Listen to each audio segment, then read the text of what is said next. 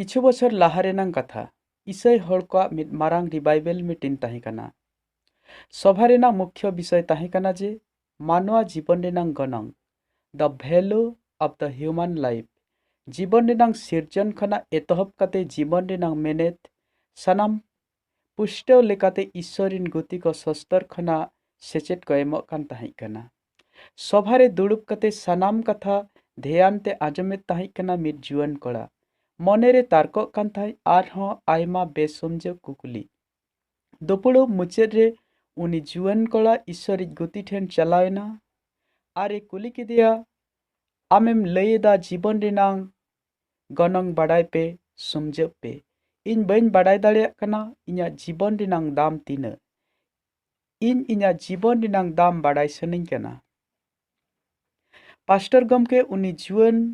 सुर रे दुड़ुब कते समझाव केदिया जीवन रेनां मेनेत जीवन दो अत रे दुलाकात दा लेका किछु घड़ी खान गे आंजेदोआ। जीवन दो मिद बाहा लेका मिद निंदा फुटेव कते मसदोआ। जीवन दो मिद उमुल लेका घाने गे अचुरोआ। जीवन दो मिद दिन टालावी जा दिन को लेका सिन चांदोय हसुर लेन खान रुवर चला। जीवन दो मिद जुआन कोड़ा पास्टरे एसेट केदिया गमके जीवन दो चेत कना ओना दो आलम लेइnya इसका नोआ बाडाय सनिं कना इन्या जीवन रेनां दाम तीना। पास्टर गमके आर होय रड़ केआ आमा जीवन रेनां दाम बाडाय सनाम कना चे लयमई इन्या मिद कमी गट का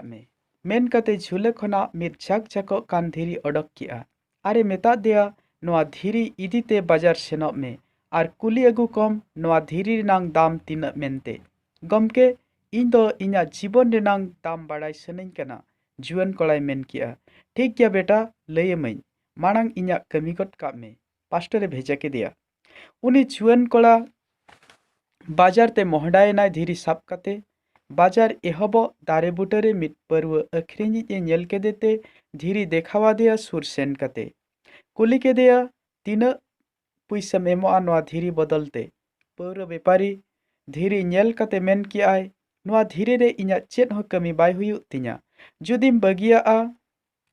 ने मिद गिलास पौरेन एमामा हनरु इलत बखरा हासा कुछ गुंडा बड़ाया। जुआन कोड़ा मांग से लहायना सब्जी बाजारे सेटेर कते मिद चेसी आलू अखरीने नेल के दिया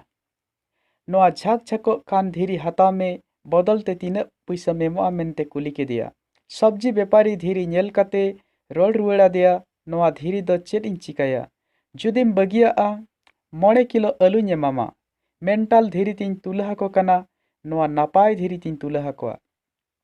इना खन ढेर तो बई एम दाड़ेया। जुआन कोड़ा आर होय लहायनते मिद कांसा दोकान ते सेटेरेना कांसा दोकानी मेन के आय 2 किलो पितल रेनां ठिली नेमामा जुआन कोड़ा हा मने रे हाहाड़ा गे ऐकव केदा धीरी रेनां दाम भेगार हर ठेन भेगारो कना साउते गनों बढ़ती दी कना। जुआन कोड़ा लहायनते सेटेरेनाय मिद सोना दोकानी ठेन सोना दोकानी नेल कते मेन के आय 1 किलो सोना नेमामा धीरी बदलते जुआन कोड़ा आंजम कते अडिक तेदे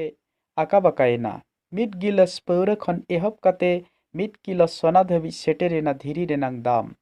जुआन कोड़ा आर होय लहायनते मिद हीरा व्यापारी ठेने सेटेरेना झाक झाको कान धीरी नेल अचो कते कुली के दिया तीना दामो आमेनते जहरी हड़ाम मेज चेतान रे धीरी दहो की आय चश्मा सजे केते अचूर अचूर ते धीरी नेल की आय आरे कुली के दिया चेद मेनिया नोआ धीरी रेनां दाम तीना नोआ दो हुयुक कना धरती रेनां जतो खन दामान धीरी हीरा इन्या जहाँ तीना धन सम्पत्ति मेना जहाँ तीना टाका पैसा मेना जतो नेमामा एन तेरे हो धीरी रिया दाम दो ढेरोआ। आम लय में आम तीना एम मेना तीना एम खजोआ ओनागे हुयुआ नोआ धीरी रेनां दाम। जुआन कोड़ा धीरी साब कते हाहाड़ा आर बतर सला दड़ दड़ ते सेटेरेनाय पास्टर गमके ठे सेटेरेनते मेताय कना अड़ी हाहाड़ा हुईना गमके मिद गिलास पौर खन एहब कते 1 किलो आलू 2 किलो पितल 1 किलो सोना खन ते हीरा व्यापारी ठेन लिमिटलेस प्राइस हुईना पास्टर दुलर आलांग ते मेता दिया दान धीरी दो आम्मा आमा जीवन रेनां दाम बाड़ाय सानाम कान ताहे चे? पास्टर झूले रे बाय के धीरी जुआन कोड़ाय मेता देया नोआ धीरी लेका गे जीवन दो धन सम्पत्ति टाका पैसा एम काते जीवन दो बाबन किरिंग दाड़ेया जीवन दो ईश्वर बाबा ठेन खन ᱧᱟᱢᱟᱠᱟᱫ मिद दाया दान दुलड़िया ईश्वरिन हड़ को अड़ी समय रे मानवा अपनारा बेबुझते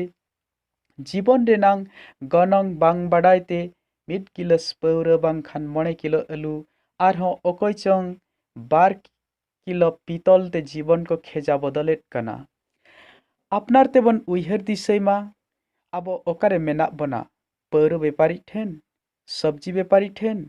पितल व्यापारी ठेन सोना व्यापारी ठेन चे हीरा व्यापारी ठेन ओना धीरी हासा गुंडल लगित ए व्यवहारेत कना पौर व्यापारी तुलरे बटकोरा लेका व्यवहारा आलू व्यापारी हीरा व्यापारी राज को हरग मुकुट रे बैसवा ओना धीरी अकय ठेन बन ताहेना अनका गे व्यवहार बनाय उनी हड़ आबोआ दाम हो ओना हिसाब हुयुग ताबना जुदी आबो मसी जिसु रे बन ताहेना ईश्वर बाबा एतम से रे दह बनाय सस्तरे ओलकना जेसाय नबी रे पुथी 5 हटिंग 5 कली रे एनते आम दो इन नजर रे अड़ी दामनिक कनाम आर मानोतनिक के आर इन दुलड़ेत मिया।